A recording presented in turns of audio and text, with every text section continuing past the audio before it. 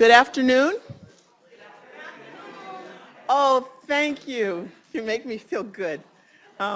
We go through these times of, I feel like by the time I finally leave Harvard, Harvard will understand fully call and response. And when I say something, somebody will respond back, thank you. What a wonderful way to start this session, this diversity and leadership session. Today we have Bill Kahn, who is Professor of Organizational Behavior at Boston University Questrom School of Business. He earned his bachelor's from Clark and his doctorate from Yale. He's a member of editorial boards. He's had multiple publications. Thank you, Meryl, for making me audible. But I will tell you why I wanted him to come. I did an MBA several years ago, and like when you go to school, you walk away, and there's lots of professors that you sort of say, all right, been there, done that, let's move on. And that's not who he was. He was someone who I greatly respected and admired, who taught me a lot, but I liked his approach to learning. I liked the things that he talked about, and he has been engaged with and helping us in our leadership programs and presenting here ever since then. So for me, it is a treat that he has joined us here today. And with that, Professor Bill Kahn.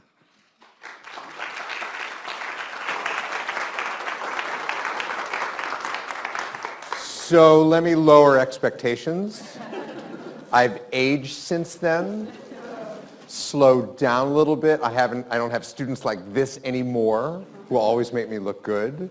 So thank you for that. And the other thing about expectations is when Joan asked me to do this, she said, 20 people sitting around a conference room, low key, don't worry about it. How many of you have been seduced in that way by Joan?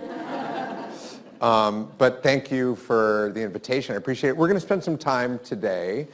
And when I mean we, I'm going to make this as interactive as possible, even though this room is not fabulously suited for it. We're going to spend some time talking about how organizations change or they don't.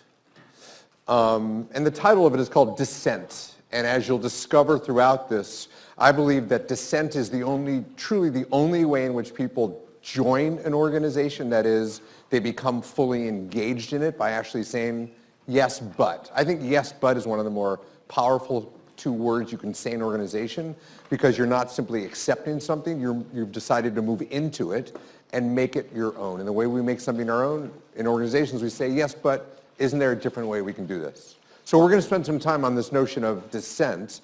But again, the larger picture here is really about how organizations change and why and when and how. Now, when I say organizations change, what I really mean is people change. People change how they think. People change how they feel. People change particularly how they act in relationship to one another. So that's what we're going to spend some time on. So just to give you an overview, I'm going to spend some time talking about dissent and what it means and some principles. And I'm going to give you some time. You either know the people around you or you're about to. I'm going to give you some time applying some of these in a couple of bursts of conversation, because I believe the way adults really learn is by trying to apply some ideas to their own experience and seeing how well it fits, right? As opposed to the way kids learn, which is you unscrew the top of their heads, you pour in the knowledge, hopefully you screw them back on, and then you give them opportunities to spit back or regurgitate exactly what you said. That's not really learning. So I'm going to give you opportunities to actually apply this, and unfortunately, you're going to apply it so well, you're going to then raise your hand and say, yes, but, in terms of the kinds of things I'm saying, but that's fine too. Okay, so let's talk a little bit about organizations. And when I say organizations, I mean social systems of lots of different kinds. I mean marriages, relationships, partnerships, teams, groups, communities, organizations. I think of those all as social systems that have very predictable ways of changing or resisting change. I want to start with this notion of habit and momentum, right? So every social system is maintained by very predictable, often unquestioned ways of how we do things around here, right? Imagine if I asked you every single day to drive a different route in the Boston area, and you can't use Waze. You can't use GPS, right? And you have to go from home to work or work from home, and you always have to find a different way to do it. That would take up energy. it would lead to frustration, and it would essentially detract you from doing other kinds of things, right? Organizations, social systems are maintained by the fact that we have very predictable ways of getting things done, which means we can use various heuristics, we can use various shortcuts as a way from getting to point A to point B without always having to question everything, right? And so that organizes in our worlds. It makes them orderly in some fashion, right? And when I say unquestioned premises and beliefs, essentially this is how we do things around here, right? We don't have to question them very much, which is wonderful. It organizes us. It keeps the train running down the very track, and yet the problem is it's very difficult to change, right? And orderliness, is what I call it, can shift only when we start to question our often unquestioned beliefs and premises, right? Now, what I say in there is that's not a necessary condition. It's a necessary condition. It may not be sufficient. And we'll talk more about how actually change occurs. So the questioning process is really what we're going to talk about today, is marked by very predictable dynamics, and we're going to spend some time on those dynamics talking about them. So I want to give you two stories. Story one is about a family. I have changed all names to protect everybody. The Olam family has always had dinner together every evening, ever since the two kids were able to sit at the table. The two children are now teenagers. And being on time for them has really become a problem. Robert, the oldest, is always on time for dinner. I'm sorry, almost always on time for dinner. Or he provides really thoughtful explanations that get his parents nodding because he does it with respect, and he does it with an understanding of why dinner time is important, and he usually elicits empathy and therefore forgiveness. You guys know there's another teenager around, right? Robert talks to his parents about the challenges of the dinner hour rule, what it means for a senior in high school. They have conversations that are intense, but always respectful. The parents continue to reiterate, look, it's really important for us to remain connected, right? In the way in which they understand connected. Robert says, I'm going to do my best, Mom and Dad. I'm really going to make this happen as best as I can, right? And yet, he's not always on time, and they repeat the cycle. Child number two. We'll call her Beth. She's a sophomore, and she's often late or she misses dinner altogether. And the parents sort of say, you know what, this isn't working for us, and then there's escalation. She says, but what about me? And they say, but what about us? And it continues to go that far. Beth screams that they don't understand. They just don't understand what it means to be a teenager and have a vibrant, thriving social life, and how this dinner thing is getting in the way of her relationships and her life. Damn it. Her parents say they don't care what other people do. Don't ever use the word, they say, everybody. Everybody does it. Or the impact that the family commitment has on others. Eating together, dinner together, they say, is for us. It's for the family to remain coherent. When her parents try to discipline her, the tension mounts. Her behavior doesn't really change. She continues to come late, if at all, to dinner. Have any of you experienced any part of this? Have any of you been Robert? Have any of you been Beth? Oh, you're the oldest child, aren't you?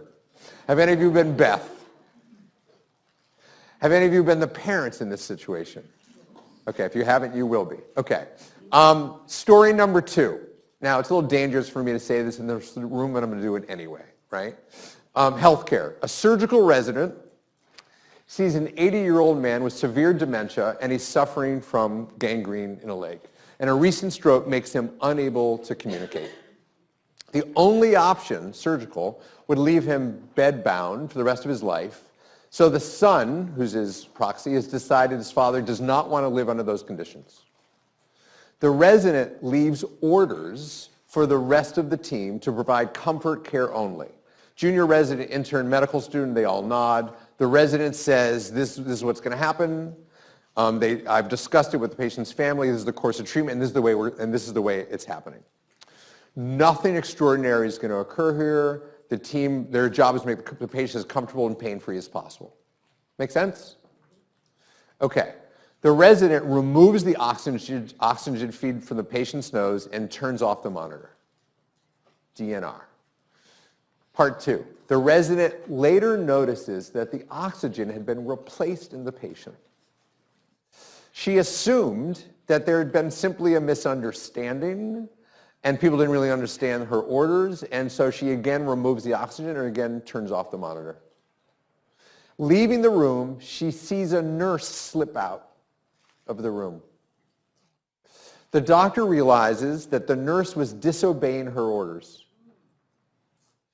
When she found the nurse later that morning, he had assembled a group of nurses to support his position.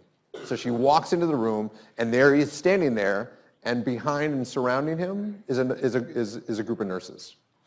By the way, both of these are true stories. Both of these. When the resident says that the nurse's behavior made clear, when the resident says to the nurse, "You're clearly not in support of the orders I gave," he says, "If you want to kill this patient, that's fine, but I'm not going to help you do it." Okay, so those are two stories. And what I want to do is I want to explore some of the meanings of what these two stories offer in terms of how to understand organizations and people's reactions in them and how they change, if at all.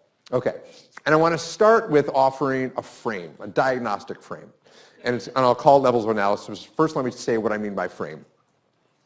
You go into an art gallery, and on the wall are pictures with frames on them, unless it's some postmodern stuff I don't understand. But those pictures have frames on them. What's the purpose of the frame? This is audience participation time. What's the purpose of the frame? Anybody? To center your attention. To tell your eye, and there's aesthetic stuff too, but to tell your eye what's signal and what's noise, what to look at and what to ignore, right? And that frame is really useful for us because it makes potential chaos orderly. Human beings need frames all the time. We walk through the world, and if we didn't have a frame to understand what's in front of us, it would be chaotic. If someone walked in here, an alien from another planet, and didn't understand the frame of this is a learning forum in which someone stands up down here and other people are sitting up there. This is one way in which learning and discussion and insight occurs. If they didn't have that frame, this wouldn't make sense at all, this particular situation. They wouldn't know how to make sense of it, right? And so, for example, they might think somehow it's about, I'm now pleading for my life and all of you people are going to take out dart guns and shoot me if I don't do it right? So they have no idea how to make sense of this, right? So the way in which human beings create frames all the time is they create stories. We are story makers all the time. We're creating narratives all the time to help us understand what's happening in the situation and therefore how to see it, what to think about it, and most importantly, how to act within it, how to act within that story. Of course, the stories we tell are always we're the protagonist and everybody else is not, but that's a different issue. All right, so what I want to do is I want to offer a different way of understanding the two stories, the family story and the healthcare story. I want to give you different frames, which I'm calling levels of analysis, right? Okay, so one level of analysis is individual. The daughter, Beth, is going through difficult teenage, potentially hormonal, I'd probably get in trouble by saying that, issues, and also, there's social media, and she doesn't really know how to make sense of her life. I can keep telling a story about how Beth is the problem, right? That's one. Or the nurse is the problem, right? The nurse is the problem for whatever narrative that we want to create. He didn't get promoted. Whatever it is, he's the problem. So that's the individual frame. In a minute, I'm going to talk about how each frame leads to a certain particular set of interventions. But first, that's just the frame. Second frame is interpersonal, right? Beth and the mother are really having a difficult time with I'm making this up. They're having a difficult time with one another.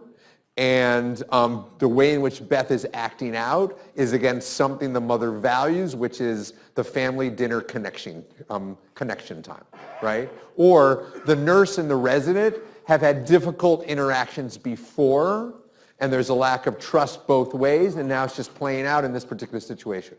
That's the interpersonal frame. There's a group frame as well. The nursing group is really upset. They weren't able to unionize the way they wanted, and now different nurses are acting out against different parts of the hospital whenever they can, or the family's going through something really hard because a grandmother is really sick, and this is the way in which it's playing out in some fashion, right? Again, these are stories I'm making up, but we all make up stories at different levels of analysis. The other level of analysis is one we rarely think about, but the one we're going to spend a lot of time on today. This other analysis is this notion of an intergroup dynamic. Here's what I mean by that. An intergroup dynamic occurs when two people who are representing different groups come into conflict, right? So in this, for example, the nurse is representing the nursing group in relationship to a physician group, and it gets played out in this one microcosm moment, right? Or notice that I wrote up there, the nurse was male. People notice that? And the resident was female, right? And that's a different intergroup dynamic, right? That's a male-female dynamic overlaid by power, right? So that's another way to understand the relationship between two people, or that interaction was actually in some ways a relationship between two groups with different sources of power relative to one another. We're going to spend a lot more time on this. Okay, so those are different levels of analysis, and what I promise you is those all suggest different interventions. People in the medical world know a lot about diagnosis always leads to intervention, right? So intervention. If the problem is Beth, we need to get her a therapist to help her work through some stuff.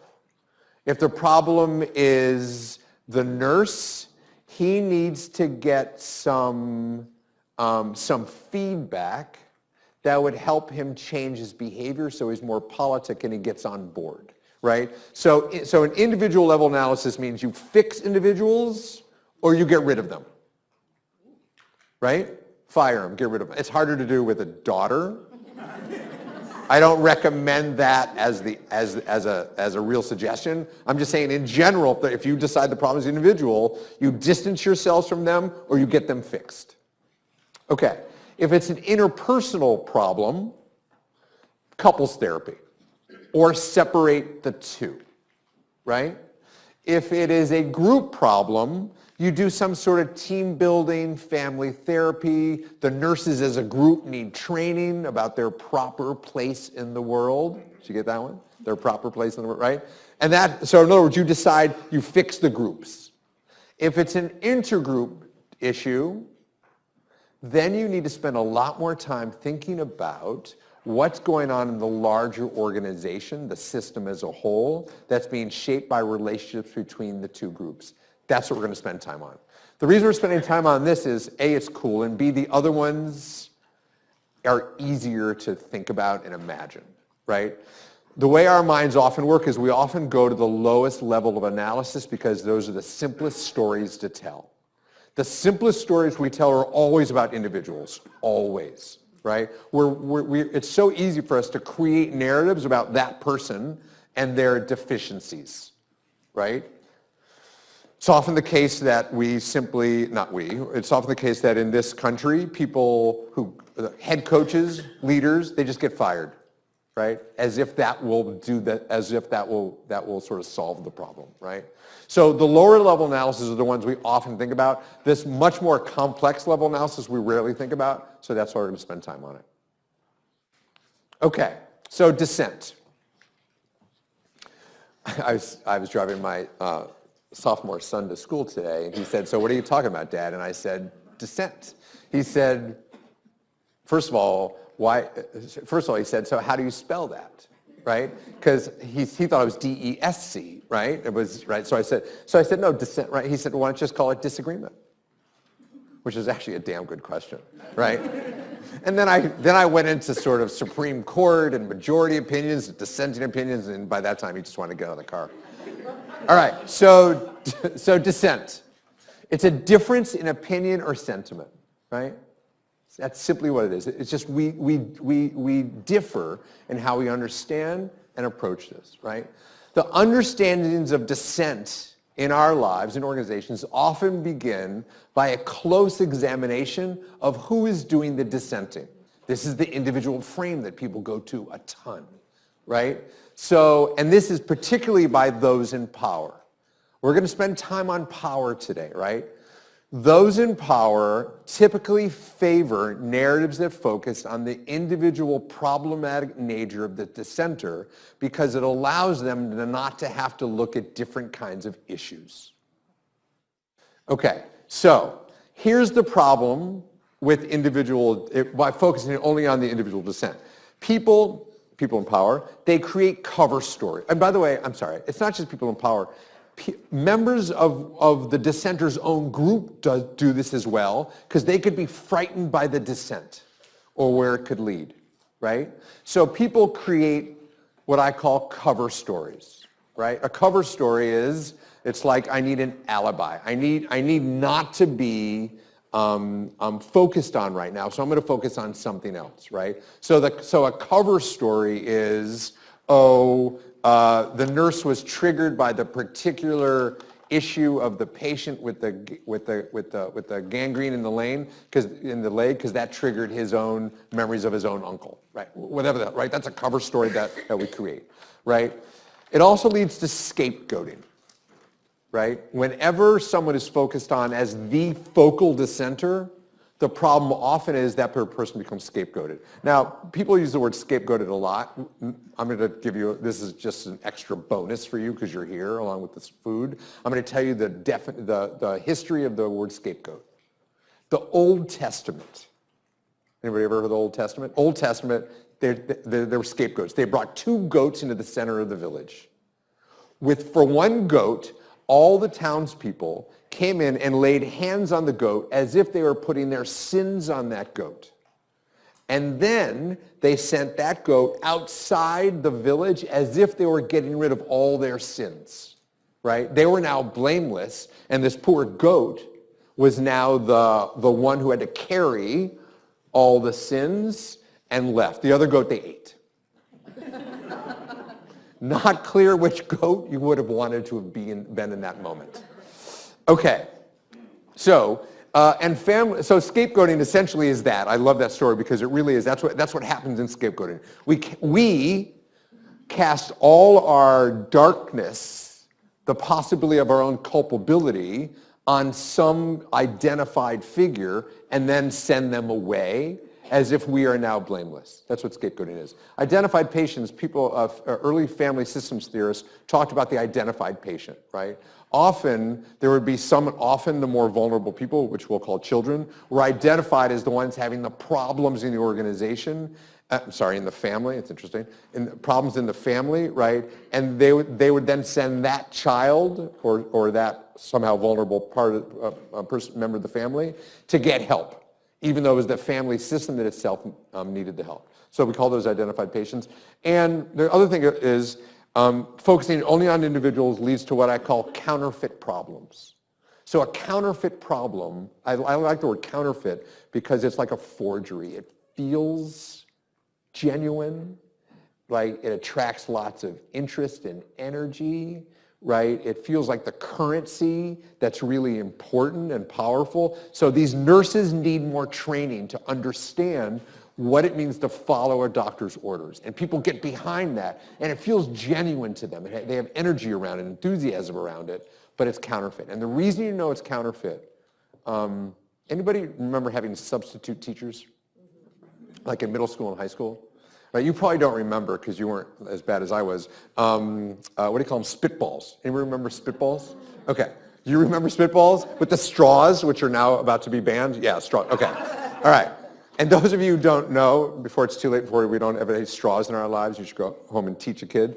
So you take a little piece of paper and you put spit, and you put it in a straw, and then you shoot it, right? Did you have any particular technique that helped make that happen? It was a burst. It was a, okay, perfect, okay. Don't say you learned this here.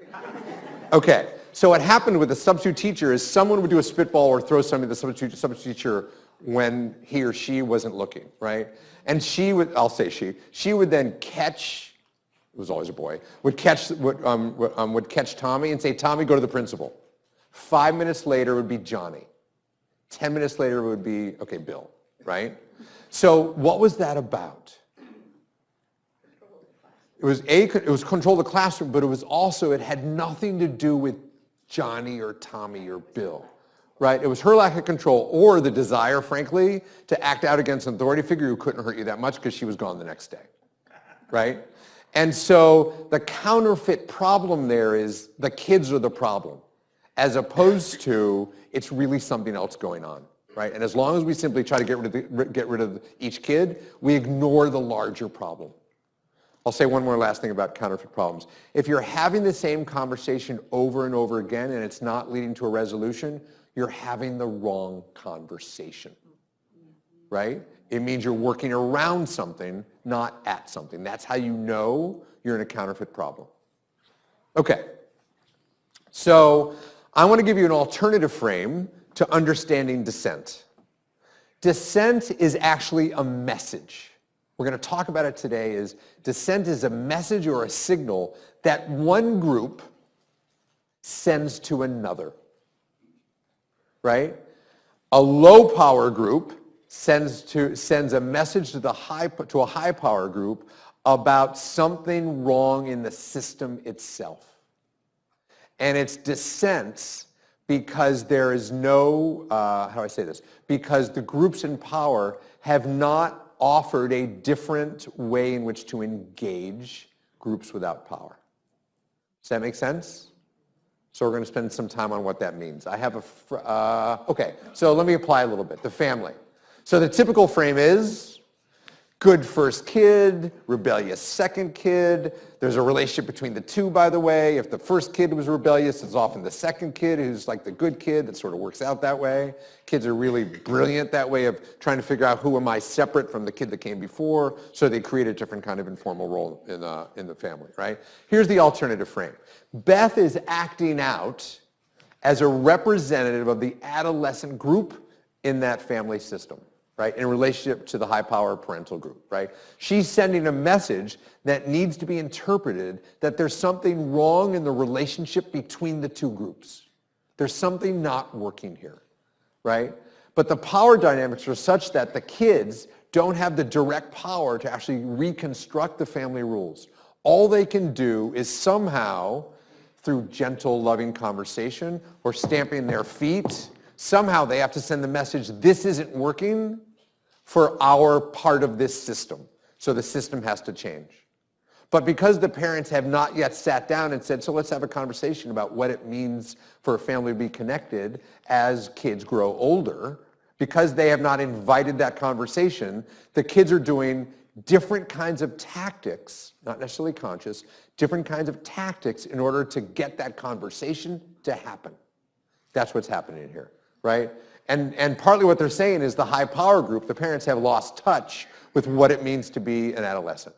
That's what they're saying in different ways. They're finding, and again, it's almost as if there is a collusion between the two of them, although there really isn't, but there may be an unconscious collusion where Beth is watching Robert's tactics and going, dude, that's not doing anything.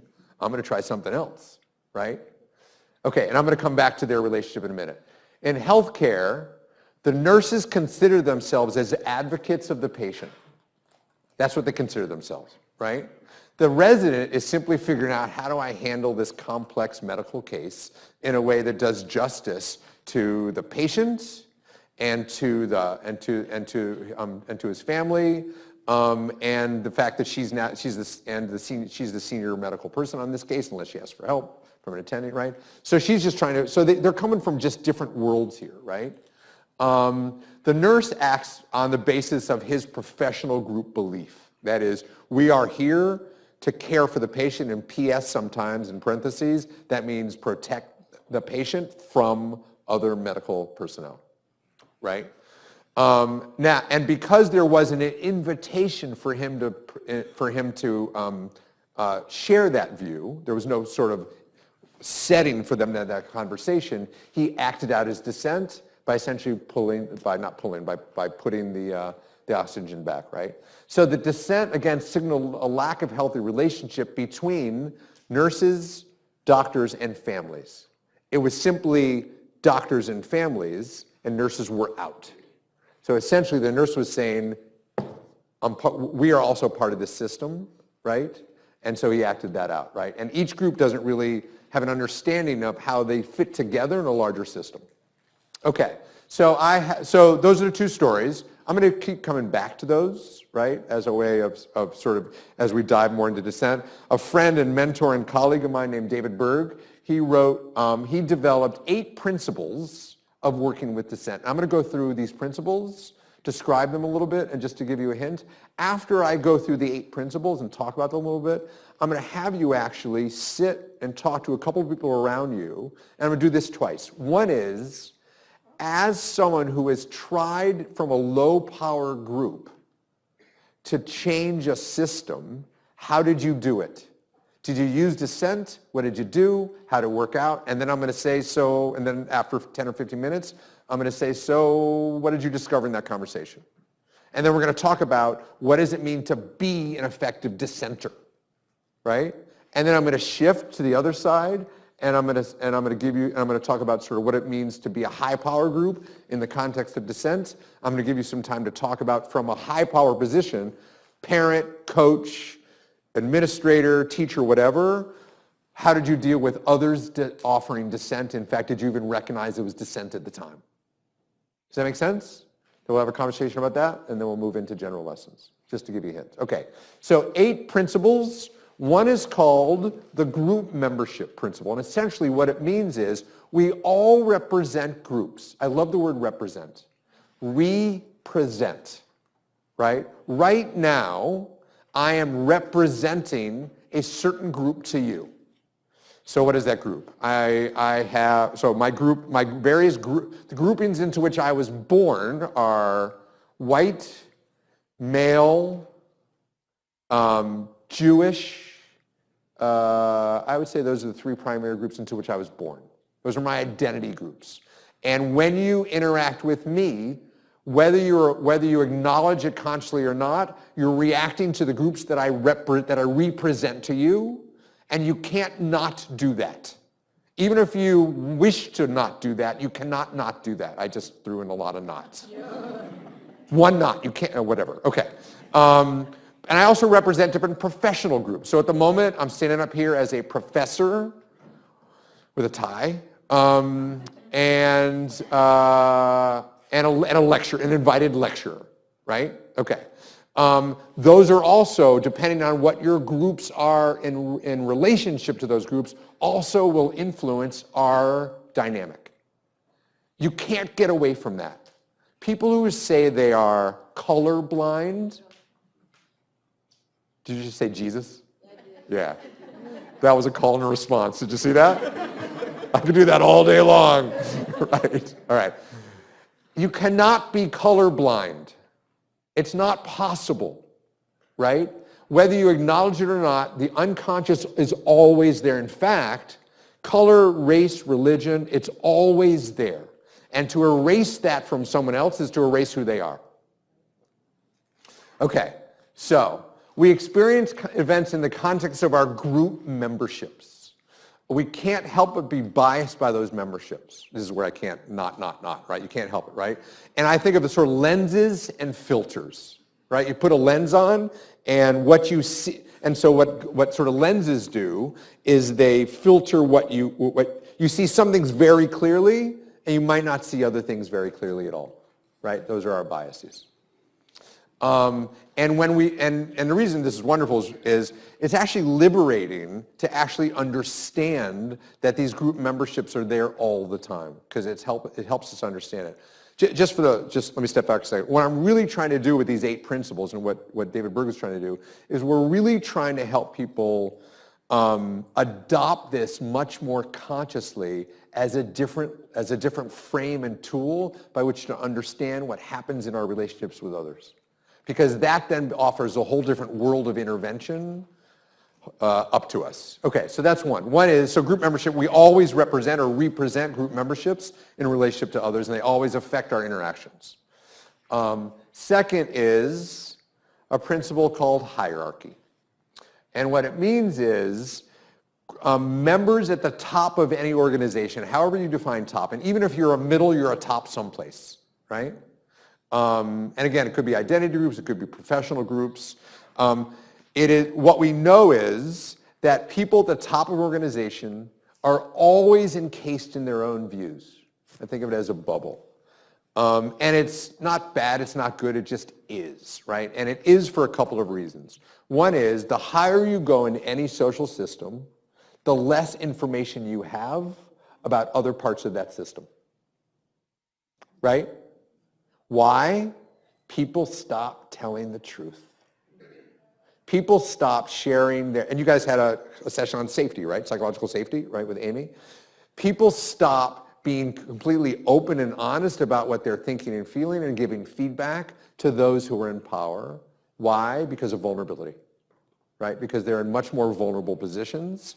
And the other thing, so I want to say about that is that when people at the top are encased in their own views, they legitimately believe that they are representing the organization as a whole because they're responsible for the organization as a whole, right? They get tricked, like the fact that I'm the CEO, I'm in charge of all of you. Because I'm in charge of all of you, I have the belief, the illusion that I therefore know about all of you, right? Which is not true.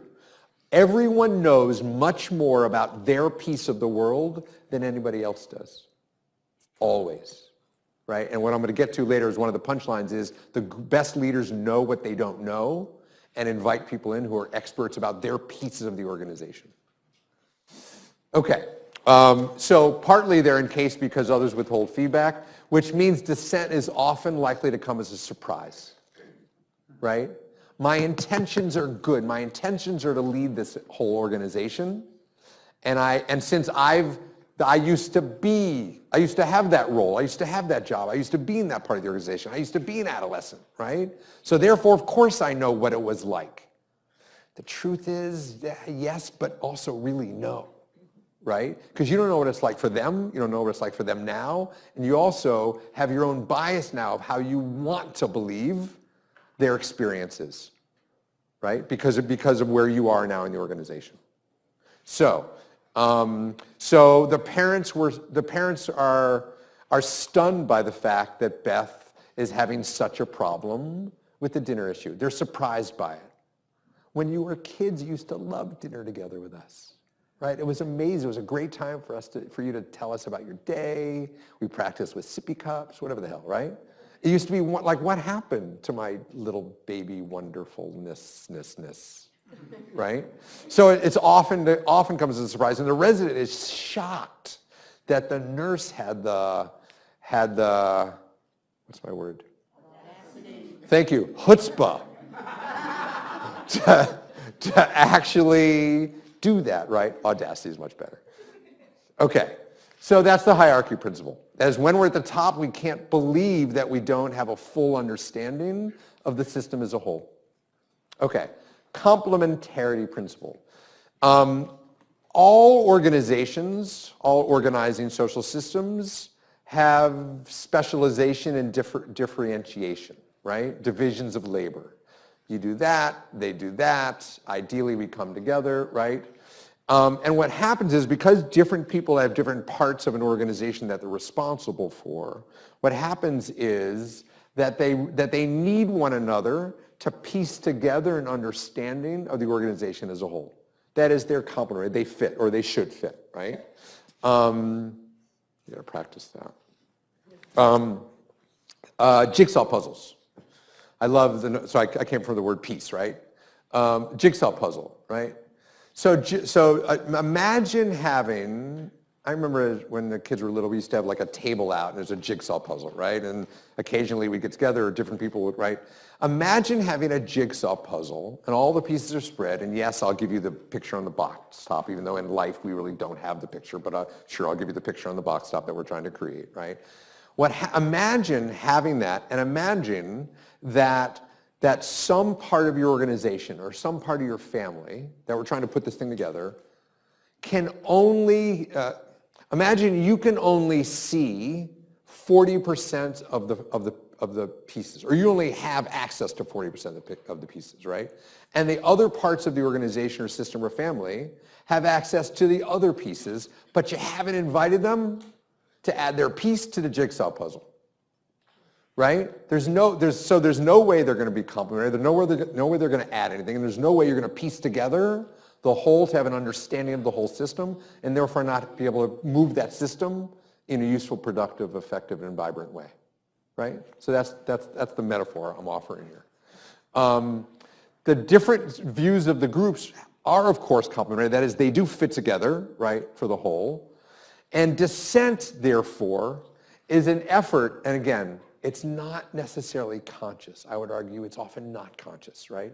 When someone is dissenting, they're not thinking, I'm dissenting in order to send a message to the other group, but that we've essentially lost the ability to create a whole picture. That's not what they're thinking. All they're feeling is, damn it, where's my voice? That's all that's in them right then, right? So what I'm offering is a different way of understanding those signals as an effort of one group to alert the other group that we have lost the ability to work together on behalf of an understanding of the whole. That's what dissent is. Okay. Focal dissenter. All right, and this will repeat some of what I said before. If dissent is an intergroup event, if the group is not visible, we move back to scapegoating, right? So the more visible the group behind the dissenter, the more likely the dissent will be taken seriously as something that's related to the system as a whole and not just to the one individual dissenter, right? And the less likely the focal dissenter, that is the one offering dissent, will actually be made into a scapegoat. So, and the two stories offer great different versions of that, right? Robert slides away. Beth is left as the focal problem, the dissenter, right? Which makes it easy for the parents to create a narrative about her. The nurse does something very different. When the resident shows up, the nurse is surrounded by other nurses. And when the resident sees that, sees a group of people behind one dissenter, it's much harder for her to say he's the problem.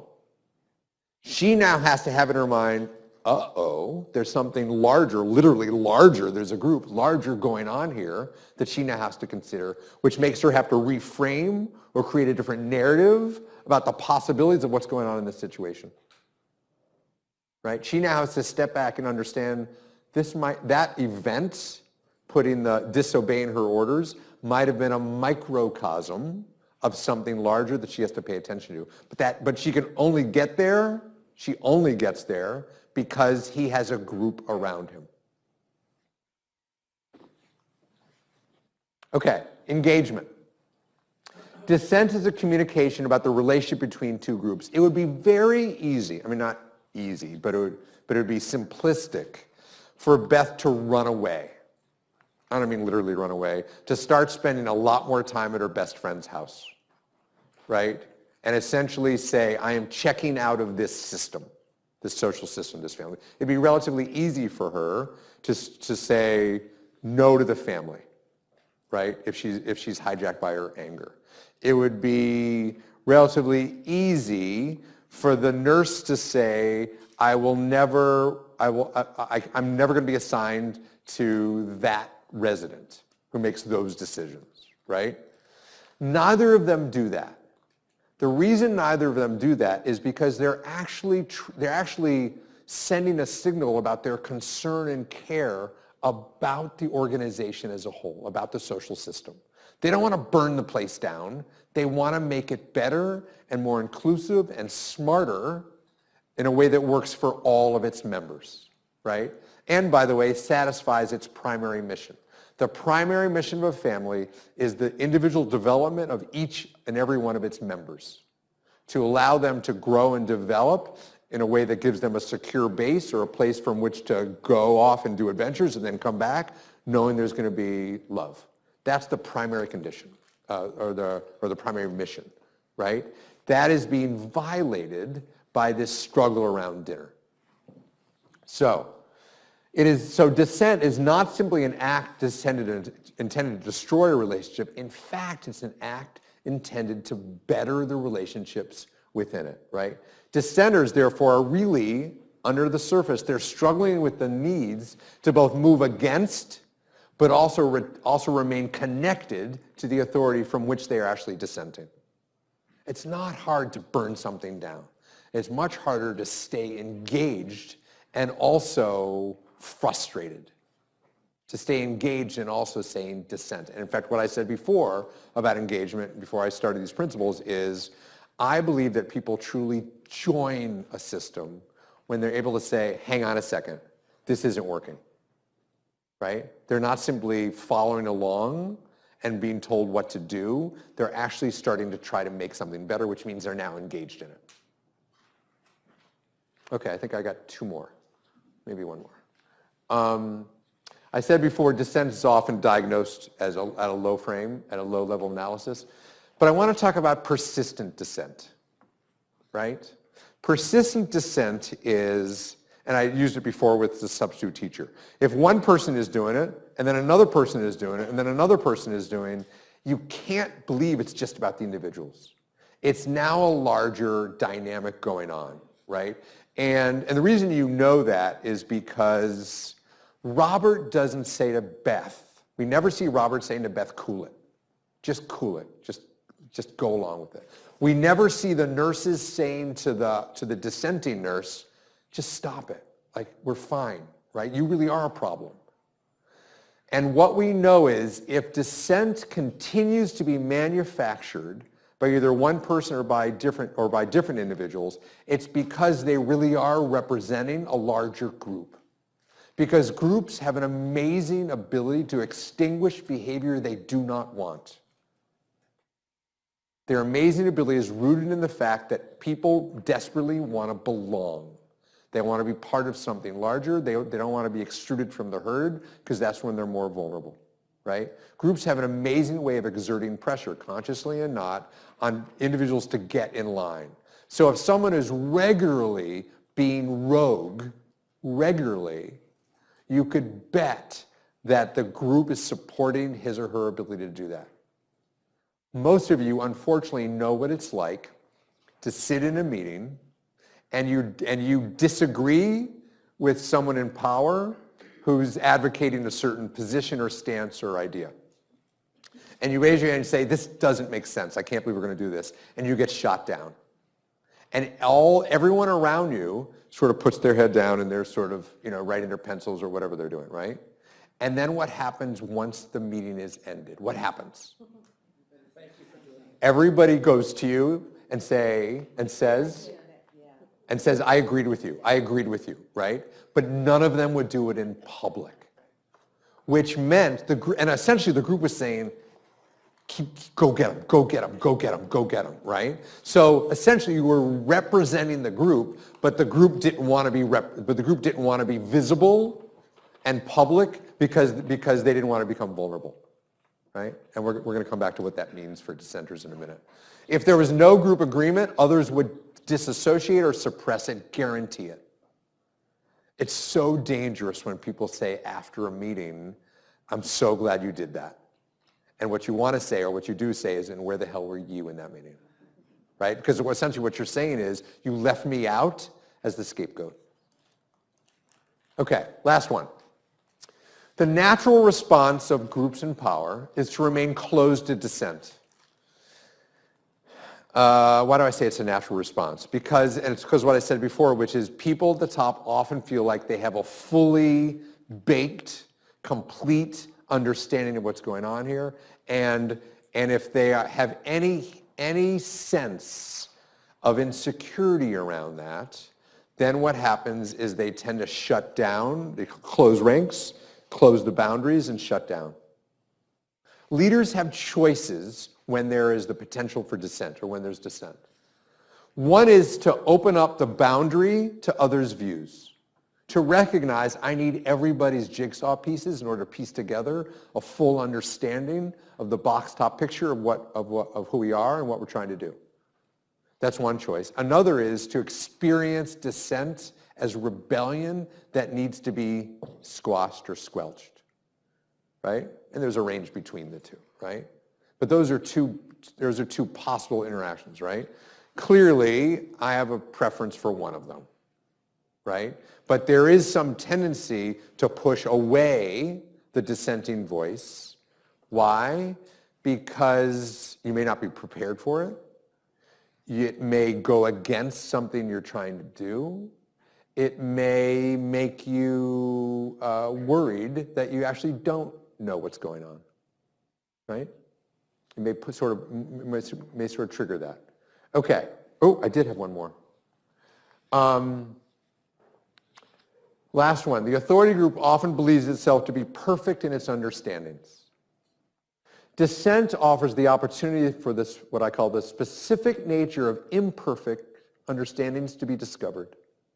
That's an opportunity. Dissent is an amazing opportunity to discover the ways in which I thought I knew it aren't really the ways in which it is. And there's a natural sort of shock to that, right? And the revisiting principle essentially says, after the initial shock or protest, what does it mean to actually discover whether the dissent offers something really accurate? So what does that mean? It means the parents could actually sit down with the kids and invite them into a conversation about their experience of family connection and what it means and what it could mean together.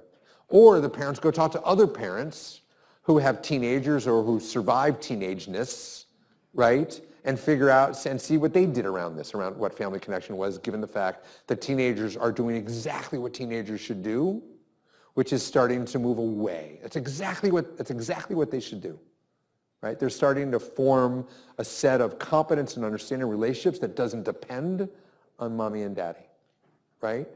And so how do you then reconfigure the boundaries of the system to allow for again, the individual sort of growth of the kids? How do you allow for that while still maintaining our meaning of what a family means, right? And for the healthcare story, it's what does it mean for the resident to collect more data about nurses? And what she's going to find, and what she did find when she actually did this, is the nurses felt like they were so disconnected from the conversations with the family members that they didn't understand how family members and the patients themselves often wanted the DNR, right? But without being brought into that conversation and decision, they were left only to feel sort of displaced or diminished, which then led to acts of dissent, acting out their frustration or their outsiderness, right? In some ways, what we're talking about is boundaries, right? What I said before is the authority group is encased in its own world. There's a boundary around that, right? Sometimes authority groups define the we as us, and the dissenting parts of the same organization are them. Ideally, after revisiting dissent, you start to broaden what it means for who the us is, right? Okay, let me just stop for a second. Any reactions to those principles? Anything surprise you? Anything concern you? Anything blank you? Before I then ask you to sort of think about particular experiences. Bueller? Does anybody get that joke, Bueller? Oh, yeah. All right, if you don't get that joke, there's a movie called, what's it called? Ferris Buellers Day Off. Great movie. There's that, yeah. And speak up, because I'm then going to repeat it so the world can hear. Yeah, so we're focusing on this lack of communication between groups in power and groups without power. Yeah. Could you also extend it a little bit to also talk about when there is communication going on, but middle ground is not being found? Okay, so what he's asking is, what happens when there is communication, but there's no middle ground, right? So I'm trying to think what middle ground even means, right? Because when people say middle ground, they're often talking about compromise in some fashion. Compromise, the classic definition is you say 10, I say 30, 20, we're done, right? As opposed to collaboration, which is very different, where we sit down together and say, okay, from my point of view, this is what connection looks like. And from your point of view, this is what connection looks like, right? Is there a way in which we can together create an understanding of what connection looks like, such that there's 4 out of 7 nights a week we're going to have dinner together and 3 we're not, right? Now, is that middle ground? Would you think of that as middle ground, a compromise? Yeah? Or are you asking the question, what happens if the group in power essentially says all the right things? I hear you, I understand your experience, but no. So what happens then is they've essentially rejected the invitation to create a larger picture of and engagement of everyone in the organization. They have chosen their rightness over the desire to actually create an organization composed of all of the parts working together.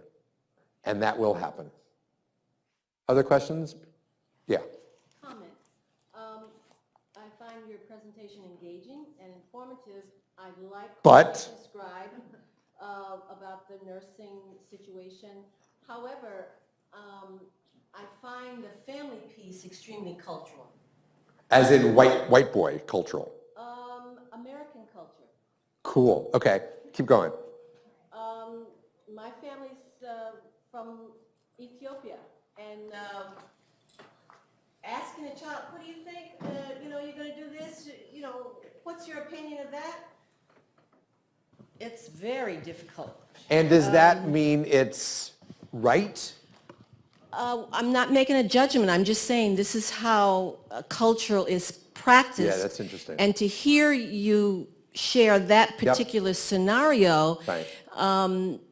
it's It's alien. well, I mean, I don't mean to be dramatic about it, but I don't know that I'd call it alien. I think I would give alien makes Yeah, I'm a sorry. little crazy. take that back. Although my last No. name is Nut. No politics in this room, people. Right. No, yeah, cultural. I feel it, Yep. it has a very heavy cultural Yep. undertone. And I think, that could create or exacerbate Yep. the communication between parent and child. Yeah. Particularly if a parent has recently immigrated to America and they want to be together, they want to practice cultural traditions around communicating and the family dynamics, and then this kid has been exposed to American teenage values, Yeah. and whoo, boy. Right. I don't know if you want to make a comment. No, I think what you're saying is the stakes can get heightened in various ways. That's partly what you're saying.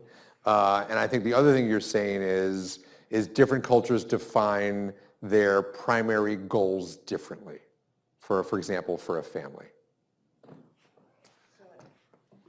And it's making me think, and what you were just saying, okay, and what you were just saying about what happens if the group in power says, well, I hear you, but no. In a family dynamic, the stakes are very high, and you talk about, that the person or group at the top thinks that they understand everything, et cetera, or they're responsible. And as a parent, of course, there is literally legal responsibility. I mean, you truly have a responsibility that's different than in a business. Yep. So I'm really, it's really making me think more when you start talking about that. It's as an example, it has a lot more complex layers Yep. than even a corporate type of example Right. has. And what I care most about any of these examples is highlighting the fact that people can make choices based on whatever values, whatever cultural values they have, or their own individual experiences. What I care most about is people are making choices about how to understand dissent and whether or not they want to use that as a way to improve improve the system based on however they're defining improvement. That's what I care most about. Okay, we're going to shift a little bit. Thank you for those comments. We're going to shift a little bit to actually applying this. And what I want you to do is I want you to talk in groups of 2s and 3s. You may not sit silently by yourself. You may not, because you will rob yourself of an experience. And here's what I want you to do. I want you to consider an incident in which you, as a member of a low-power group, could be now, could be previously in your life, whenever, a low-power group, dissented or tried to dissent in favor of a high-power group, in relation to a high-power group. And here's what I want you to talk about. How did you offer dissent? What was the reaction from those around you? What was the reaction from those in high power? What happened as a result? And is there anything you now wish you would have done differently? And I'm sorry, I need to clarify, because we're Please. we're not talking about speaking up and saying, hey, I disagree, and so on, but it's That, acting in a way, acting differently or in opposition. dissent can be verbal, nonverbal, conscious, unconscious, acting out. Certainly saying, I disagree with that, is a form of dissent. Absolutely. All right, 15 minutes, go. I mean, don't go too far, but go.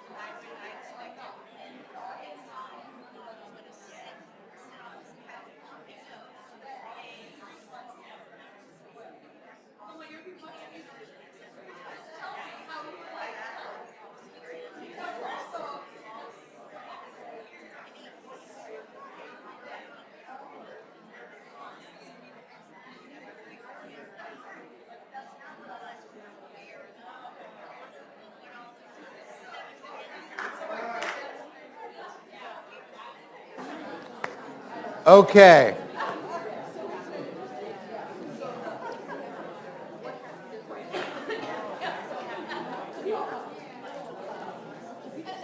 So, what showed up in that conversation that we can help sort of use as an understanding of what does it mean to be a dissenter? When does it go well? When doesn't it go well? What did you discover in any dissent that you've ever done? Audience participation time. Say it again. It's virtually impossible to make change as a low-power dissenter. So what she said is it's virtually impossible to make change as a low-powered dissenter. So let me see if I understand that. Meaning, and there was early slide, which is, I think it was about sort of the family, that the low power, in this case, the adolescents did not have the power to change the rules by which the larger system engaged. Is that what you mean? I think you have the power, but perhaps if you had more of a group behind you, whereas if you're the focal dissenter, Yep. it's very, very difficult to make your position or your voice heard in a way that's very, it's going to result in change. Right.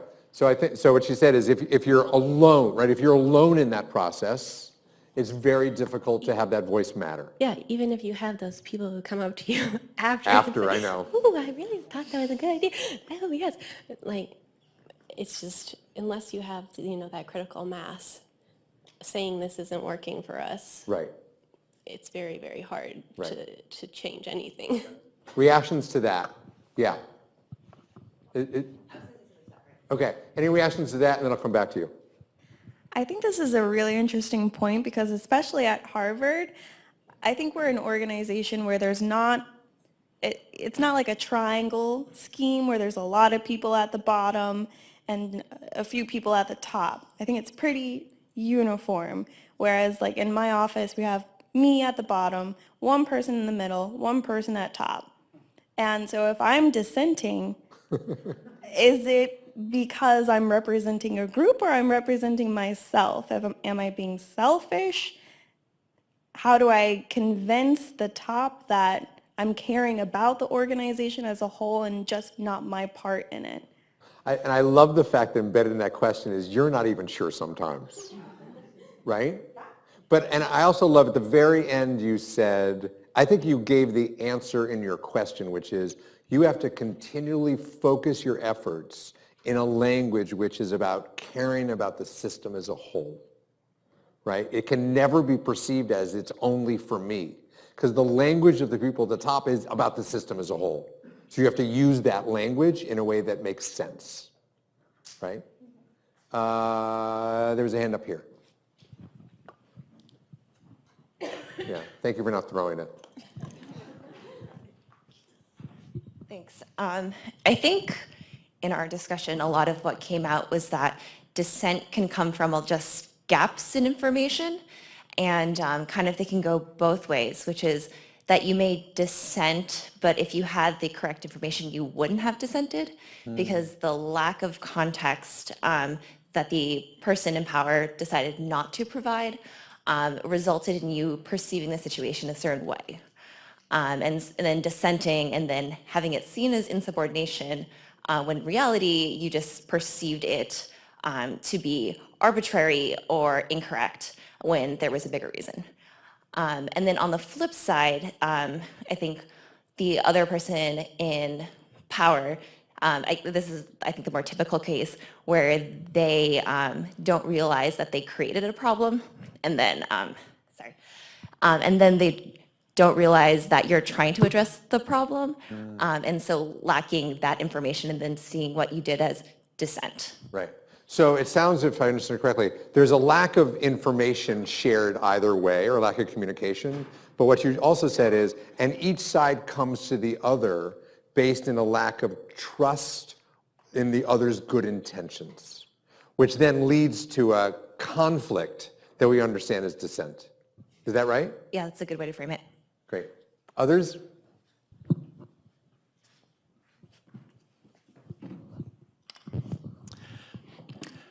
I think some people may be naturals at being dissenters, my partner in this discussion seemed to me to have an extraordinarily intuitive approach to taking the person in power and suggesting an alternative in a strong but not threatening way.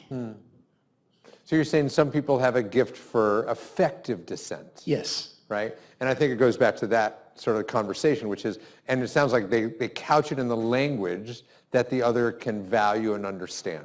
That's how it sounded to me. As opposed to, here's a bomb. Perfect. Yeah, over here and then, I sometimes think, I was thinking about the effective communication,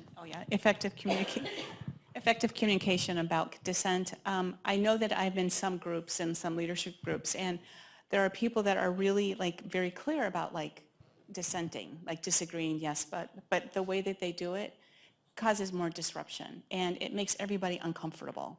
And it's like that feeling inside your body, it's like, oh my God, I got to get the hell out of here because it's so uncomfortable. Right. And yet the truth of what they're saying is real. And like how to like, I think about like, if you think about how might you have expressed dissent more effectively, sometimes the people who are dissenting, I think that it's difficult for them to understand, oh, like what's the audience, you know, what's the language, what's the message, what's my hope. But sometimes things are just really messed up and need to be said. So I don't know, that's what I've just been reflecting on when you were talking about the woman up there, about how, like, why do we always have to talk about the way, the language of the people in power? Like, you know, the emperor's new clothes. Like, did that child say, oh my God, you know, like that wardrobe looks great, but it's not on you? I mean, like what? You know? I mean, so anyway, so that's what I was thinking about. Thank you. so let me see what I can do with, that's a great question. Why do we have to talk in the language of people who have power? My gut sense is we're trying to slip past their inevitable natural defenses, and the way to do that is to appear like we're with them. And in fact, we are with the system as a whole. Right, because we care. Right. Everybody cares who's here. Right. Really does care. And it's like there's nobody here that I know that who dissents, really, that they don't care. It's like they care. It's like, you know, it's like, Right. Right. why do we have to care more?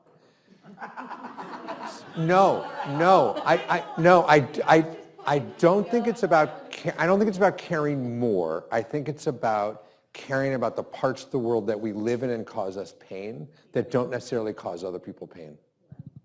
And I think about pain a lot in organizations. You guys think about it in different ways. I think about it in organizations all the time, where is the pain located, right? And it's often located in low power groups because they're the most vulnerable and they can't push it away. Dissent is the way in which we present our pain to others, but we have to present it in ways that they can digest.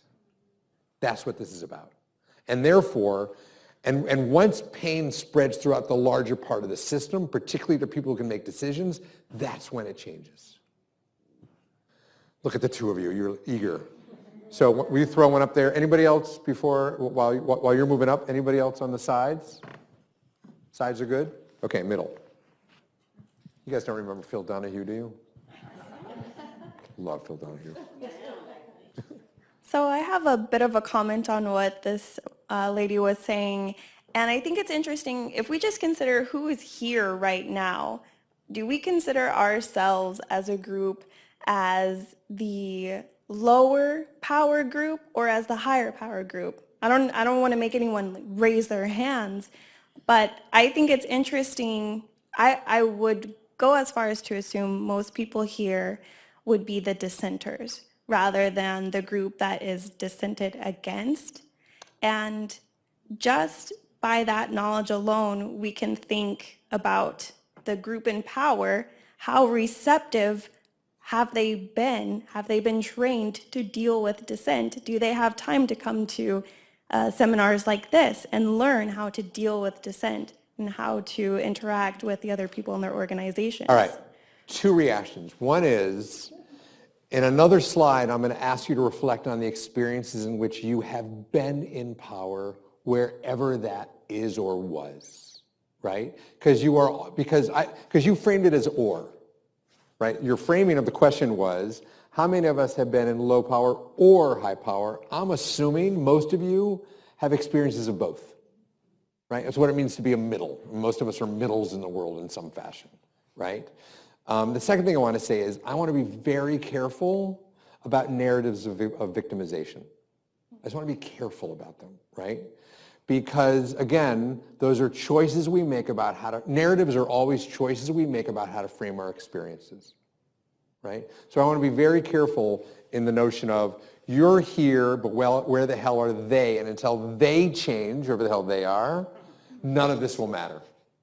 And it's hard for me to go there. Does that make sense? Okay, one more and then we're going to move on. Okay, just a comment.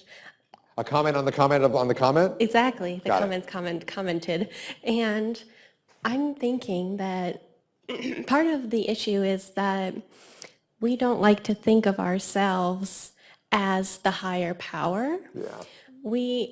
I think naturally always want to say there's something else or someone else who is, the buck stops with that person. And even, your higher power might not have the higher power that they think that they do. And that kind of shifts the dynamics. And also, like in the family situation, you have Robert, or the son, who, I dissent in a very rational and logical, and we're going to have a discussion about this. And then you have Beth, who just reacts, and in a way that isn't necessarily helpful. But they're both dissenting. Yeah. And I think the natural tendency is to think that person isn't dissenting because they're having this rational conversation, and that other person is. And opening up that way of thinking about dissent, I think, is very valuable. Yeah. All right, so we're going to shift a little bit. Thank you for that. Thank you for all those comments. So what does it mean? So this will embed some of the things that we just talked about. What does it mean to dissent as effectively as possible?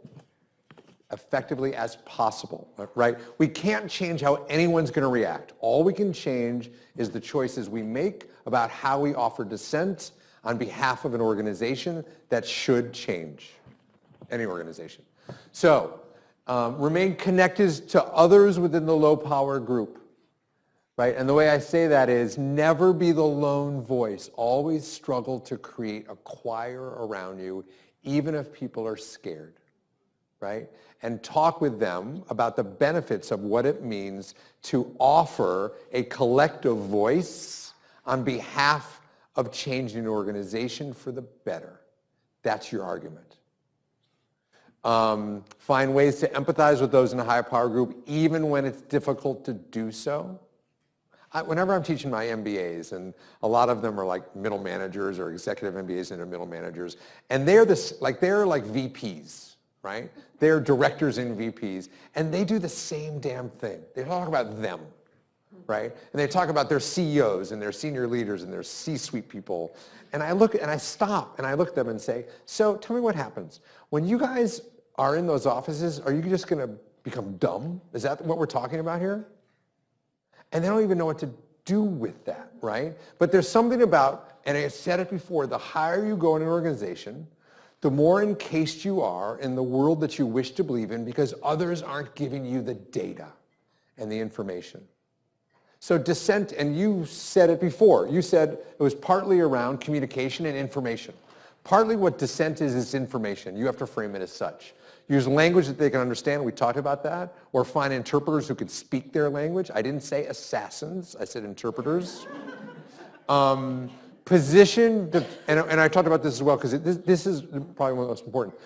Position your critique as an attempt to develop the larger jigsaw puzzle picture, because once we're all looking at the same picture, we can all make choices together that take into account all the different experiences and perspectives on behalf of the whole. If you come in and you say, I want this, I want that, it will be dismissed. It's always got to be in the language, and it shouldn't be difficult, it should always be in the language of what's best for the thing we're trying to do together. And anyone can be self-authorized to do that. You don't have to be authorized. You don't have to have somebody say to you, I want you to care about the system as a whole and bring me things. You can self-authorize. By the way, I love the word authority, because embedded in the word authority is the word author. Right? To take up authority means you get to help create a narrative that matters. That's what it means to take up authority. And then also explicitly frame, and you guys said this as well, you can frame the dissent as a communication between one group or to another about the system as a whole. That's the point. Okay. Oh, I couldn't resist saying resist martyrdom. What's martyrdom? Hanging out by yourself, right? Okay. And truthfully, I'll stay with that for a second, right? If you can't build a choir, it means either you're way off in your perceptions and no one else shares them, or no one else has the courage to join you, and this may not be the system for you. I don't mean the family. I would want to just add, if you're in an office of three people, it can seem like, well, that's just not an option. But if you think about your role, and it's very unlikely in our big organizations that we all represent, it's unlikely that you couldn't find other people who have your same role in other offices who might help to get you to some of those places in terms of a choir and stuff. Well said. All right, now I want you to take 7 minutes and talk about you handling other people's dissent. I want you to reflect on an experience in which you were the high power group in relationship to a low power group, right? And you may not, and so here's the beauty of this whole question.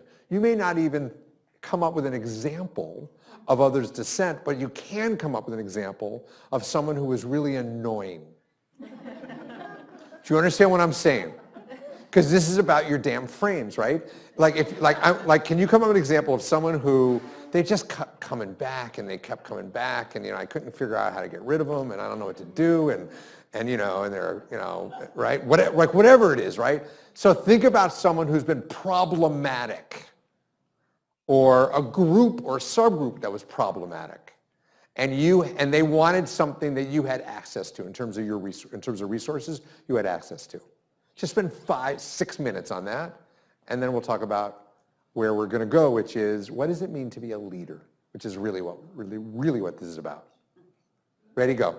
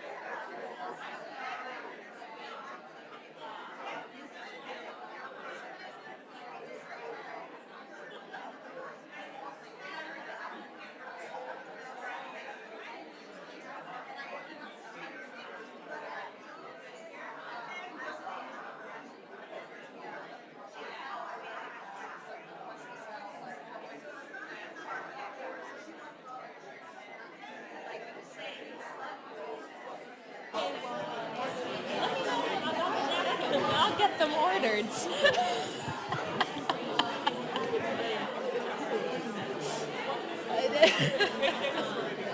Maybe, but and then she told me, she said, "Oh well, your sister had monogram napkins at her wedding celebration," and I was like,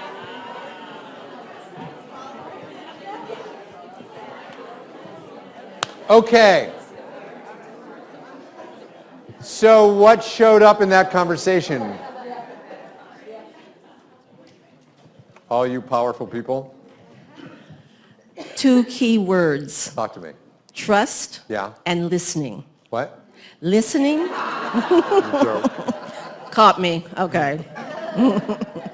so why those words? Well, you want to be able to listen to the people who report to you or your family. You want to have an opportunity for people to share their opinions, their feelings, and then you want to trust that they're going to be authentic in their conversations with you. And they also want to feel a level of trust with you, that you're going to listen appropriately and that you're going to take an action that's going to benefit the group. So as a leader, you have to demonstrate trustworthiness. I am worthy of your trust. Yes. Which means you have to somehow make it safe for people in low power, vulnerable positions to open themselves up by speaking some truth. Yes. Is that right? What if I don't know if I can trust you because of the fact that you're bringing something I don't want to hear? Well, if we've been working together for a while, we have developed trust. And so when I bring something to you, you're going to already have the trust in me. We start from the very beginning. And I think in any relationship, before you can have an authentic conversation, the trust needs to be established. So we have to take time. I'd say that's right. And I always think about the paradox of trust, right? Which is, I don't know if I can really trust you until I trust you and see what happens, right? So it's sort of like I'm going to, there's a pond, a frozen pond, and I'm going to step on it, and if I can, so I'm going to say something to you. I'm going to watch you like a hawk to see if that was okay, and then I'm going to put a little more weight on it, right? But that's how we build it. But I first have to take that step and act as if trust is there, even though I don't know if it is. Okay, others? Other responses to this hot look at you? Now, this is from your power position, right? Yes? Not low power. This is power. But I think This is about you. This is about you squashing someone else. kind of. Go for it. So I have a cat. Okay. There's no way I knew that was about to show up. A cat who is mute.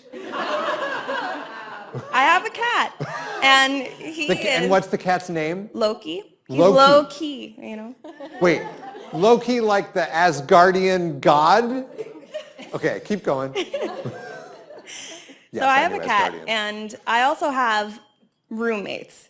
So my cat sleeps with me at night, and I have the door closed because I don't, I have the door, roommates. Now, I go to bed at about 10 p.m. My cat starts crying to get out of the room at 10:30. And I hate this, but I know if I let him out of the room, he's going to cry to get back in. All right? So I don't let him out of the room. I'm like, you're stuck in here. But I know there's a solution. You can put a cat door in a door, so he can come in and out of the room. Now, I haven't done that because I've thought of all the things that I would have to do for that to happen, and how effortful and how time-consuming and maybe expensive it would be, so I don't do it. Now, this has been a very abstract metaphor, but if you think of that in the you context don't have a cat named Loki? No, I do. I do have a cat named Loki, but if we think about this as like an organization, Please, help me here. Okay, so someone comes to me and they say, I want to get out of this bad process, all right? And I'm like, well, I mean, there are things that we could do, but it's really expensive. It's going to take a lot of time to set up, and then there might be issues afterwards. So no, not going to happen. And that's what I do with my cat. Right? Actually, you actually pulled that out. Yeah. That was really good. Yeah. I had to think of something, right? All right. So I think where you're going, Yes. God help me.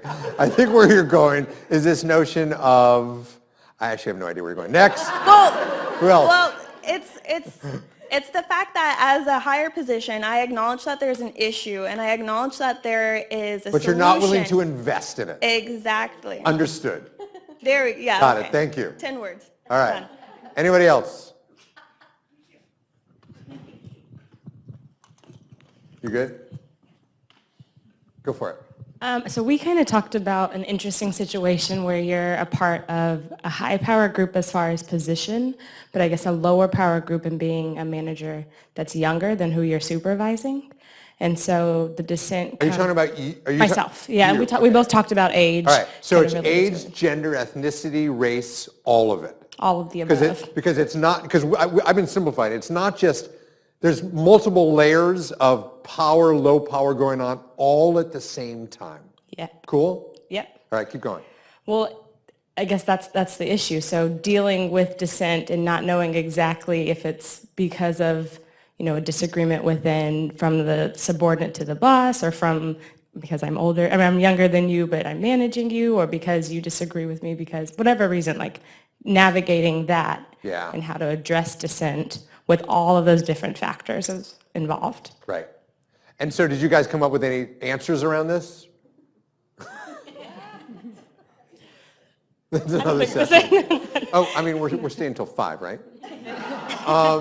So my quick reaction is, it's very tricky for you to sit down, and can you just, what's the ethnic, racial, gender makeup of the other person? They are also a black woman. Oh, that gets tricky in ways I don't really understand. Okay, but there's age and there's hierarchy. Yes. Okay, so imagine the difficulty of actually raising that to the surface, right? It's not that hard to raise to the surface. So would you say they're offering dissent? Yeah. Okay, so the easy conversation and the right conversation to start with is to name the dissent, and then to explore it about what it means, what piece of reality are they offering that you might not see, right? Totally legit, and to work with that, right? And to keep working with that until that issue is resolved in some way. If they come back again with another piece of dissent, then other possible conversations might occur to you, but still don't go there. If they come back a third time, that's when you say, so I wonder what else might be going on here, and invite them into a conversation around that. Does that make sense? Yeah, makes sense. Okay. Anything else before all right. So what does this mean for leaders? Invite and welcome disagreement as an opportunity for more understanding, right? I'll say later in a minute, there's such a difference between certainty and curiosity. Certainty, pathological certainty, right? I know what I know, what I know, what I know.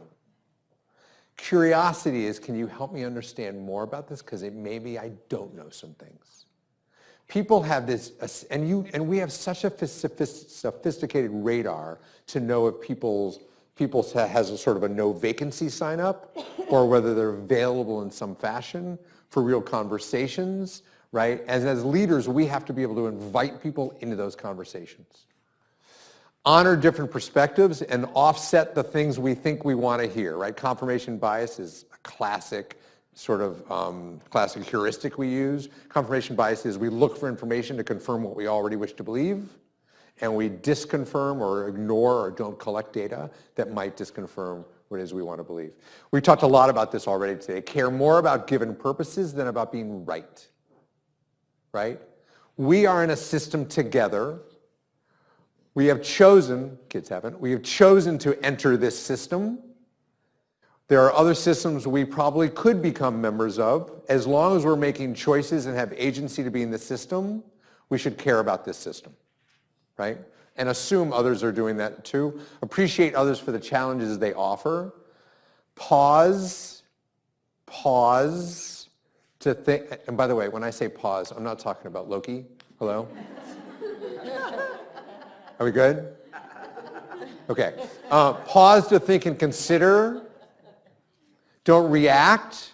Take a pause. I'm sorry, now I just killed that word for all of us, right? There's a wonderful phrase about what it means to have a non-anxious presence, right? There are people who are conductors of anxiety, and there are people who are insulators from anxiety. Be an insulator, not a conductor, right? That was an electricity metaphor.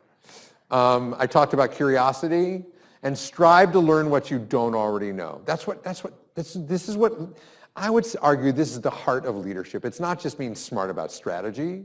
It's also being really present on the assumption we don't know everything and others have valid things to offer about what we don't know, even if they don't offer it in the right way, right? Even if it's not the right tone, even if they're stamping, even if they're acting out, even if they're whatever they're doing, strive first to think, are they sending a message that I should pay attention to on behalf of the organization as a whole? Okay, I'm going to skip this slide because I want to get to the last one. Okay, conclusions.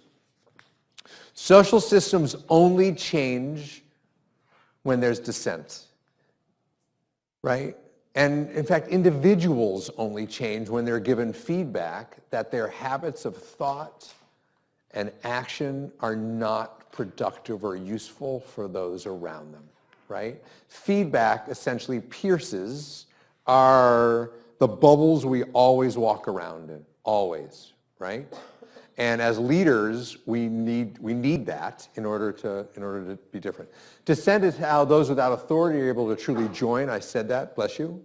And leadership, implicit in what I've been talking about all day, is the relationship between leaders and followers. I haven't simply been talking about leaders. I've been talking about the incredible importance of thoughtful, courageous followers. Small people, I don't mean physically, I mean people who are small inside, only want people who will say, bless you, only want people who say, God, you're amazing, right?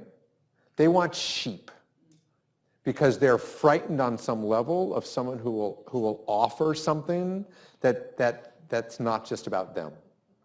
One quick story, and we only have a minute or so, one quick story. Star Trek. You guys watch Star Trek? Okay. Spock, remember who Spock is? And Kirk. For those of you who haven't seen it, don't worry about it. Okay. Kirk and Spock.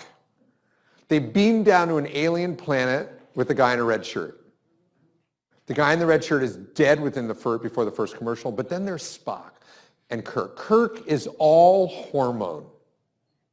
He's all movement. He's all impetus. He's all sort of ambition. Is that what you said? Emotional. He's all emotional. Ambition. He's all emotional, right? He sees an alien skirt and just chases and then gets in a whole lot of trouble. Spock is rational, thoughtful, data-driven, empirical, the way you want your physician to be, empirical, right? One without the other means nothing. If it was only Kirk, they would all die after the first episode. If it was only Spock, they would never accomplish anything in the world, right?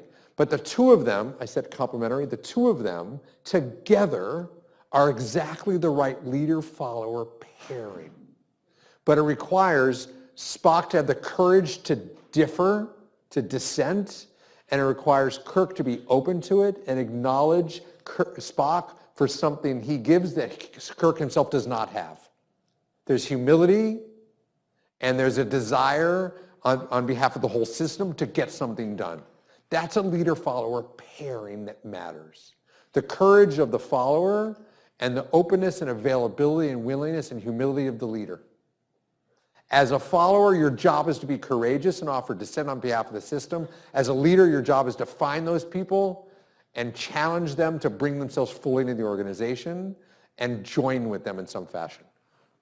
Good problems are not those that we immediately solve, but those that solve us, right? The parents in the family case should see this as a problem that could solve for the equation, what is a family? What does connection mean? The doctor should take this opportunity to solve for the equation, what does it mean to have a team where the nurses are part of that? They could just solve the problem, but that problem won't solve them. Our primary tasks need to be related to the social systems that we're members of. It's not about maintaining what we're already doing. It's about moving ahead in some fashion. And we need everyone's voices to get that done. And Dissent offers the opportunity and challenge to do so, but only if we allow ourselves to acknowledge it and value it and honor it for what it is. That's all I got.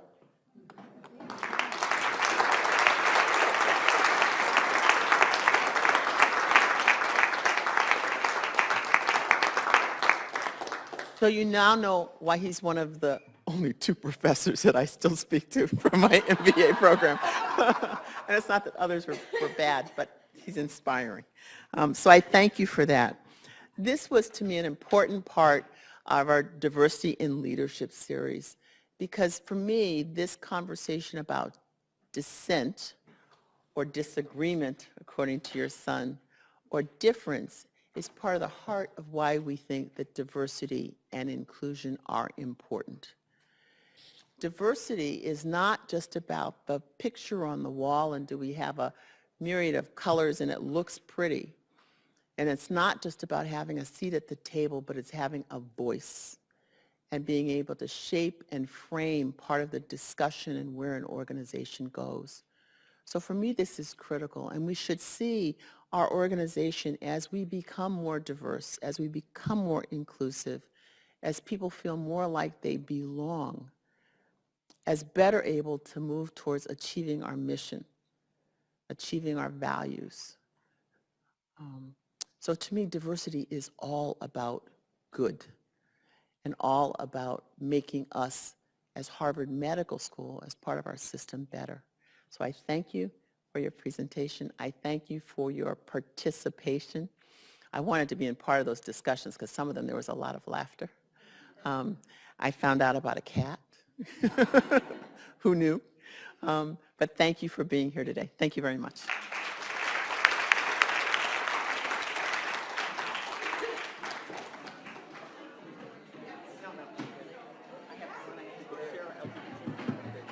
Thank you.